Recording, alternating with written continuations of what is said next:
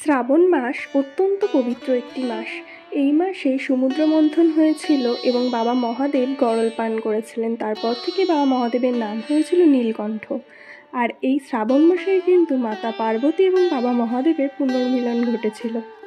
তো শ্রাবণ মাসের প্রতিটা সোমবার কিভাবে বাবা মহাদেবের আরাধনা করব, কিভাবে বাবা মহাদেবের অভিষেক করব, আজকের ভিডিওতে সমস্তটা তোমাদের সাথে শেয়ার করব।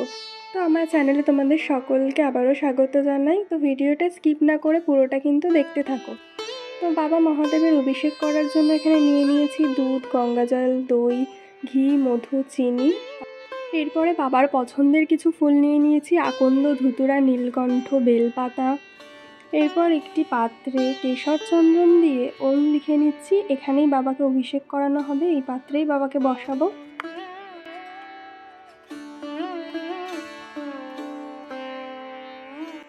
এরপরে একটি বেলপাতায় সেই কেশর চন্দনটা লাগিয়ে রেখে দিলাম। এখানেই বাবাকে বসাতে হবে। এরপরে বাবাকে সেই পাত্রে রাখলাম। এরপর প্রথমেই দুধ দিয়ে বাবার অভিষেক করিয়ে নিলাম। এরপরে বাবাকে দই দিয়ে অভিষেক করছি। দেখো, দইটা বাবাকে ভালো করে মাখিয়ে নিচ্ছি। এরপরে আবারও গঙ্গা জল দিয়ে সেটাকে পরিষ্কার করে ধুয়ে নিচ্ছি। আর প্রতিটা জিনিস ব্যবহার করার পরে কিন্তু বাবাকে গঙ্গা জল দিয়ে ধুয়ে দিতে হবে। এরপরে ঘি দিয়ে বাবার অভিষেক করাচ্ছি। বাবা মহাদেবের অভিষেক করার সময় অবশ্যই কিন্তু ওম নমঃ শিবায় মন্ত্র বা বাবার মৃত্যুঞ্জয় মন্ত্রটা জপ করে নিতে হবে।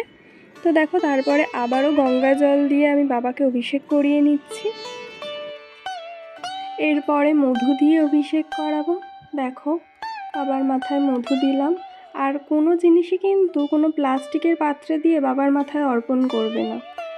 এরপরে আবারও গঙ্গা জল দিয়ে বাবার অভিষেক করিয়ে নেব। একদম শেষে বাবাকে চিনি দিয়ে অভিষেক করাতে হবে। দেখতেই পেলে চিনি দিয়ে বাবার অভিষেক করালাম। তারপর আবারও গঙ্গা জল দিয়ে বাবার অভিষেক করিয়ে নিলাম।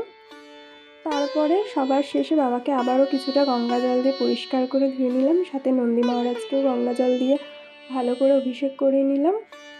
এরপর একটি পরিষ্কার কাপড় দিয়ে বাবাকে মুছিয়ে দিতে হবে ভালো করে।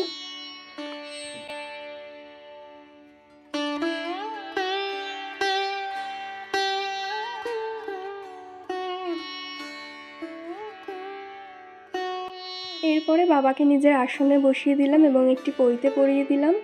তারপরে আবারও কেশর চন্দন বাবাকে অর্পণ করলাম। নন্দী মহারাজকেও একটু কেশর চন্দন দিলাম, সঙ্গে নাগরাজকেও।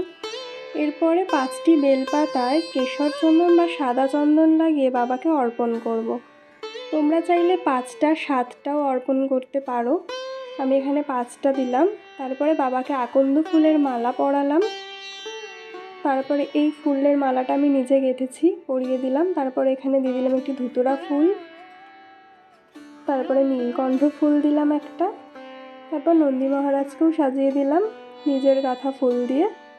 তারপরে দেখো, এখানে নীলকণ্ঠ আর ধুতুরা ফুলও দিলাম। আর একটি জবা ফুল অর্পণ করলাম মাতা পার্বতীর উদ্দেশ্যে। তারপরে কিছু ফুল দিয়ে বাবাকে সাজিয়ে দিলাম।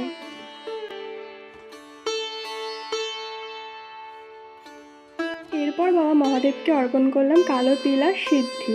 তারপরে 5 ফল দেব বাবাকে। দেখো, একটা একটা করে ফল বাবার মাথায় ঠেকিয়ে দিতে হবে। আমি একটা একটা করে ফল বাবার মাথায় ঠেকিয়ে ঠেকিয়ে দিচ্ছি।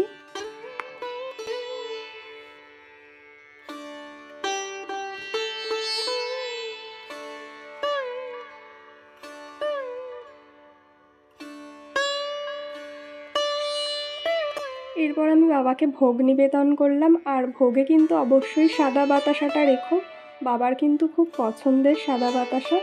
তো দেখো, এরপর আমি একটি ঘিয়ের প্রদীপ জ্বালিয়ে নিচ্ছি সকলের মঙ্গল কামনায়। তোমরাও কিন্তু 4টে সোমবার এরকমভাবে ঘিয়ের প্রদীপ জ্বালিয়ে নেবে। তারপর বাবাকে আরতি করে নিচ্ছি। তো আমার পুজো সম্পন্ন হলো। তোমরাও চাইলে শ্রাবণ মাসের 4টে সোমবার বাবা মহাদেবকে এভাবে পুজো করতে পারো। আর আমার চ্যানেলটা কিন্তু অবশ্যই সাবস্ক্রাইব করে দিও। আর কমেন্টে কিন্তু হর হর মহাদেব লিখতে একদমই ভুলো না। সকলে ভালো থেকো, সুস্থ থেকো। দেখা হচ্ছে নেক্সট ভিডিওতে।